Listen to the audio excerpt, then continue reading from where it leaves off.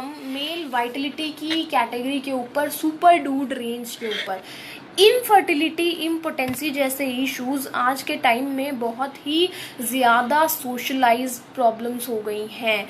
15 to 20% couple ऐसे हैं हमारे जितनी भी तरीके की सोसाइटी हैं उनके अंदर जो कि इनफर्टाइल हैं, किसी भी तरीके के इश्यूज हैं उनको। यानी 7 कपल में से 1 कपल ऐसा ज़रूर है जिसको इस तरीके के इश्यूज।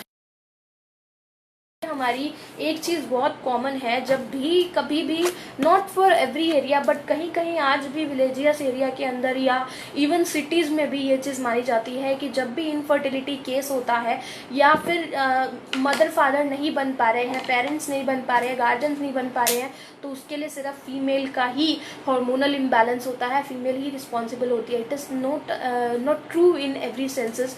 हाँ, समवेयर या 50-50% आप कह सकते हैं, 50-50% का केस होता है ये। जनरल प्रॉब्लम ये होती है कि जो फीमेल्स हैं, फीमेल्स की बॉडी स्ट्रक्चर में काफ़ी फर्क आने लग जाता है, तो उनका हार्मोनल इम्बैलेंस जल्दी पता चलता है। बट जो मेल होते हैं, मेल के केसेस में ऐसी सारी चीज़ें विजिबल नहीं होती इतनी, इसीलिए इतना ज़्यादा पता नहीं चलता। बट दोनों केसेस यानी माँ और बाप यानी मदर और फादर 50-50 रेशियोज के अंदर दोनों रिस्पॉन्सिबल होते हैं बिकम इनफर्टाइल। और इनफर्टिलिटी का सबसे ज़्यादा रीज़न, बड़ा रीज़न ये होता है continuous without consulting oral contraceptives का यूज़ फॉर फीमेल्स। और अगर मैं मेल के केसेस में बोलूँ तो अनप्रोटेक्टेड फिजिकल इंटरकोर्स आपके लिए सबसे ज़्यादा बड़ा रीज़न बनता है इनफर्टिलिटी इश्यूज़ का। सो अगर आप चाहते हैं कि अगर आपकी लाइफ के अंदर इस तरीके के इश्यूज क्रिएट नहीं हो, तो आप ये कोशिश कीजिए कि अनप्रोटेक्टेड फिजिकल इंटरकोर्स कभी नहीं होना चाहिए और अपनी हेल्थ के ऊपर प्रॉपर तरीके से आप फोकस रखिए कि आप अपनी हेल्दी डाइट रखिए। अगर आप मदर फादर बनना चाह रहे हैं तो ये बहुत ज़रूरी है कि दोनों ही हेल्दी कंडीशन वाले होने चाहिए, मदर भी और फादर भी, जो पेरेंट्स बनना चाहते हैं। इसीलिए ये बहुत ज़रूरी चीज़ें हैं, कुछ जनरल बेनिफिट्स, जनरल चीज़ें आपसे शेयर करनी। अब इनफर्टिलिटी के जो रीजंस हैं, बहुत सारे रीजंस होते हैं। कई बार फीमेल के केस में जो उनकी ओवम डक्ट होती है वो वीक हो सकती है, या यूट्रस वीक हो सकता है, या फिर मेल के इश्यूज में बोलूँ तो स्पर्म की मोटिलिटी का प्रॉब्लम हो सकता है, जिससे कि वजाइना में पूरी तरीके से डिपोजिशन नहीं कर पाते हैं वो। सेमाइनल फ्लूइड में एरर्स हो सकते हैं, यानी सीमेन में एरर हो सकता है, सीमेन में स्पर्म काउंट कम हो सकता है। अगर 10 मिलियन स्पर्म काउंट से पर ml में स्पर्म्स कम है तो उसे लो स्पर्म काउंट ही माना जाता है। और स्पेसिफिकली डिफरेंट तरीके के ब्लॉकेजेस की वजह से, आपके डिफरेंट तरीके के मेल रिप्रोडक्टिव ब्लॉकेज की वजह से भी ये चीज़ें होती हैं। So normal count generally 20 million sperm पर ml होता है, और कई बार नो स्पर्म भी होते हैं, इस वजह से भी इनफर्टिलिटी इश्यूज होते हैं, या फिर स्पर्म्स का बिल्कुल एब्सेंस होना या नो स्पर्म होना इन केसेस ऑफ मेल। और फीमेल के केस में यूट्रस डैमेज हो सकते हैं बहुत सारे, इस वजह से इश्यूज हो सकते हैं। सो हम बात करने वाले हैं आज मेल इश्यूज की। सो मैं आपसे मेल इश्यूज के बारे में ज़्यादा डिस्कस करूंगी, क्योंकि हम सुपर डूड की कैटेगरी की बात कर रहे हैं।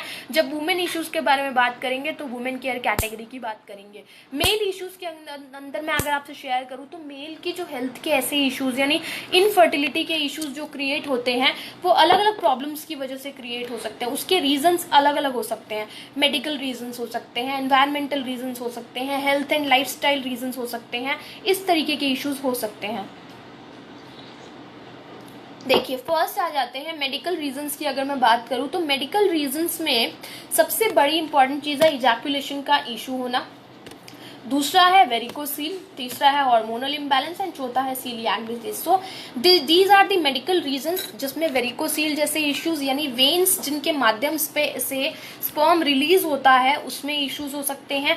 ड्रेनेज नहीं हो पाती है टेस्टिकल्स की, उस वजह से इश्यूज हो सकते हैं। इजैकुलेशन का प्रॉब्लम जिसमें रिट्रोग्रेड इजैकुलेशन अकर यानी semen enters the bladder during orgasm instead of emerging out tips of penis. The thing is, this is ejaculation issues. Time management का टाइम इश्यूज हो सकते हैं, अर्ली इजैकुलेशन इश्यूज हो सकते हैं जिसमें प्रोस्टेट इशू हो सकता है, स्पाइनल इंजरी की वजह से इजैकुलेशन की प्रॉब्लम हो सकती है, या कई बार क्या होता है बहुत वजह से भी होता है।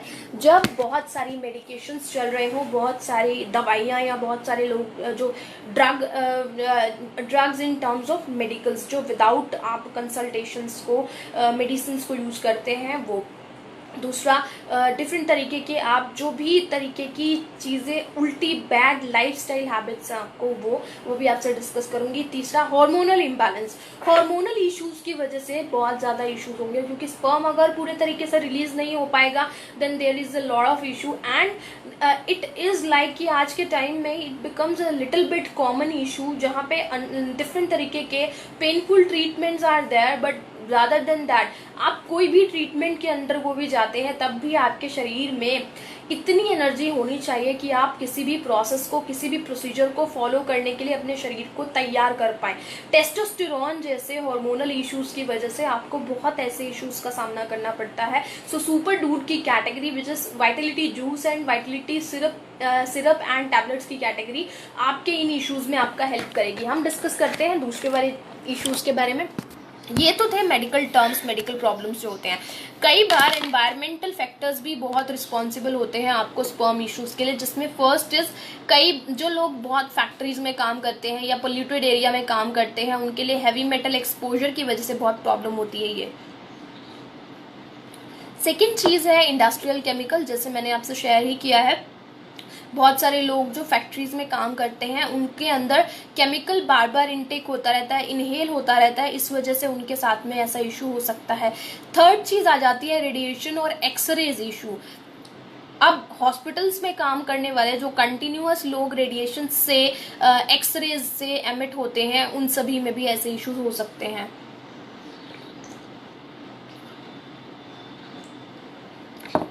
ओवर हीटिंग ऑफ टेस्टिकल्स, अगर मैं ओवर हीटिंग ऑफ टेस्टिकल्स की आपसे बात करूं तो दिस इज लाइक कि आपकी बॉडी के लिए जो कपड़े हैं वो बहुत इंपॉर्टेंट फैक्टर प्ले करते हैं, चाहे वो मेल हो चाहे वो फीमेल हो। दोनों के केसेस के अंदर हमेशा जो भी हमारे इंटीमेट बॉडी पार्ट्स होते हैं उनके लिए ये बहुत ज़रूरी है कि उनकी प्रॉपर हाइजीन, उनकी प्रॉपर केयर को हम लोग फोकस करें एंड प्रॉपर तरीके से हम लोग उसको ओपन स्पेस दें, यानी वो सांस ले पाएँ आपके इंटीमेट पार्ट्स। ये बहुत ज़रूरी चीज़ है। इसलिए कई बार क्या होता है, जो कपड़े हमारे होते हैं, कई बार टाइट कपड़े, बहुत टाइट ट्राउजर्स या बहुत टाइट पैंट्स या बहुत टाइट जीन्स की वजह से थोड़े से इश्यूज इस तरीके के होते हैं, यानी बॉडी से ओवर हीट होती रहेगी, आपकी बॉडी से हीट बाहर नहीं निकल पाती, आपकी बॉडी को हवा नहीं लग पाती, आपकी बॉडी सांस नहीं ले पाती, तब भी ऐसे इश्यूज होते हैं। तो कपड़ों का भी स्पेसिफिकली आप ध्यान रखें। अनहेल्दी लाइफस्टाइल, सबसे पहली चीज उसके अंदर आती है ड्रग यूज। ड्रग्स की वजह से, अल्कोहल्स की वजह से बहुत ज्यादा इश्यूज अराइज होते हैं।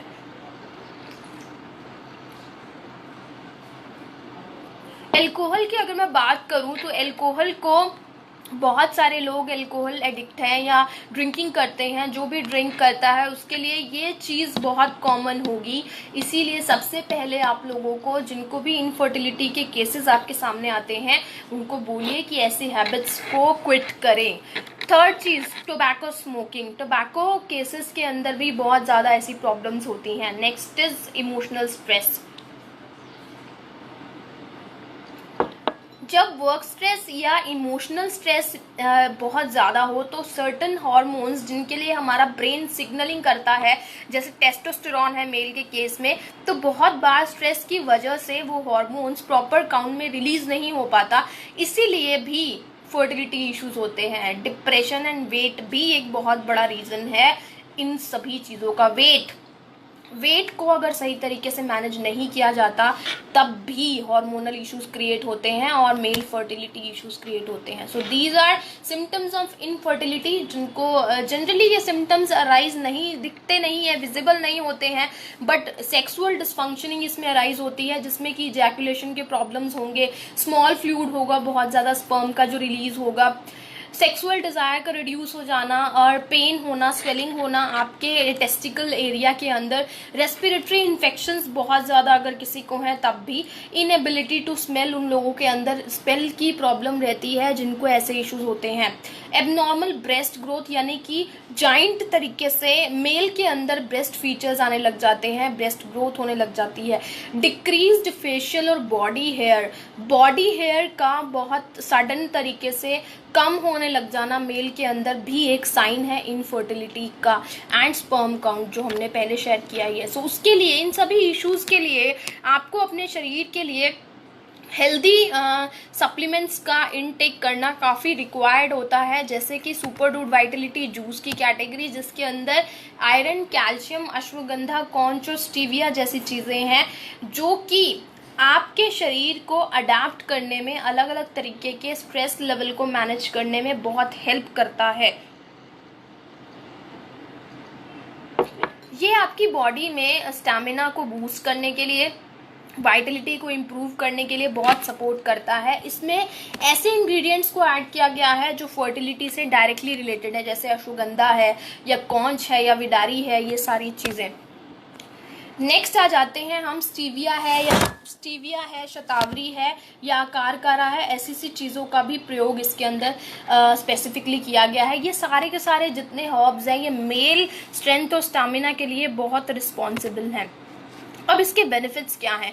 टेस्टोस्टेरोन के डिसफंक्शनिंग को इम्प्रूव करता है ये प्रोडक्ट, स्पर्म काउंट को इम्प्रूव करने में हेल्प करता है, मेल लिबिडो को इम्प्रूव करने में हेल्प करता है, आपकी बॉडी की स्ट्रेस बूस्टिंग के लिए हेल्प करता है, रिच सोर्स है कैल्शियम और आयरन का जो कि स्टैमिना को इंक्रीज करने में हेल्प करता है एंड रिप्रोडक्टिव सिस्टम को रिजुविनेट करता है। आपको इसको यूज़ कैसे करना है? 30 ml डायरेक्टली आपको इसको यूज़ करना है दिन में 2 बार और आफ्टर मील्स ही आपको इसको यूज़ करना है। नेक्स्ट कैटेगरी है इसकी, आप वाइटलिटी कैप्सूल्स की अगर मैं बात करूं तो Vitality capsules specifically zinc, iron and selenium, जो 3 चीजें मेल वाइटलिटी के लिए बहुत ज्यादा जरूरी मानी जाती हैं, वो पाई जाती हैं इसके अंदर। ये आपकी फर्टिलिटी को इम्प्रूव करने के लिए, स्टैमिना को इम्प्रूव करने के लिए, स्ट्रेंथ को इम्प्रूव करने के लिए एंड आपकी हेल्थ के लिए अलग अलग प्रॉब्लम्स का रेजिस्टेंस क्रिएट करती है जो आपके लिए वीकनेस कॉज करते हैं। ये इसके मेजर इंग्रेडिएंट्स हैं, जैसे कि केसर अपने आप में एक बहुत अच्छा स्ट्रेस बूस्टर है। मैंने केसर की बात आपसे डॉक्टर इम्यून ड्रॉप्स में भी की थी। दूसरा तुलसी बीज, तुलसी की बात भी हम हमेशा से करते आए हैं, पंच तुलसी में भी हमने ये बात की, अब डॉक्टर इम्यून ड्रॉप्स में भी हम ये बात करते हैं। विडारी बीज की, जब भी मैं बात करूँ, विडारी का फूल बहुत खूबसूरत फूल होता है। अगर आप लोगों ने कभी देखा हो तो, मुझे एक ही बार इसको देखने का मौका मिला। इसका फूल बहुत खूबसूरत होता है, एकदम ब्लूइश शेड जैसा फूल होता है ये, जो कि स्ट्रेस से लड़ने के लिए, वाउंड हीलिंग करने के लिए बहुत सपोर्टिव रोल प्ले करता है। शिलाजीत स्पेसिफिकली बहुत पुराने टाइम से, यानी एंशियंट टाइम से शिलाजीत को इम्पॉर्टेंट मानते हैं मेल इश्यूज के लिए, उनको ताकत देने के लिए। नेक्स्ट है अकारकारा लो स्पर्म काउंट वालों के लिए बहुत अच्छा होता है और स्पर्म डिसऑर्डर्स के लिए भी। आपको इसको यूज़ कैसे करना है? आपको इसको यूज़ करने के लिए एक कैप्सूल आपको दिन में 2 बार इसको यूज़ करना है, दूध के साथ भी और आप जूस के साथ भी, दोनों ही तरीकों से आप इसको यूज़ कर सकते हैं।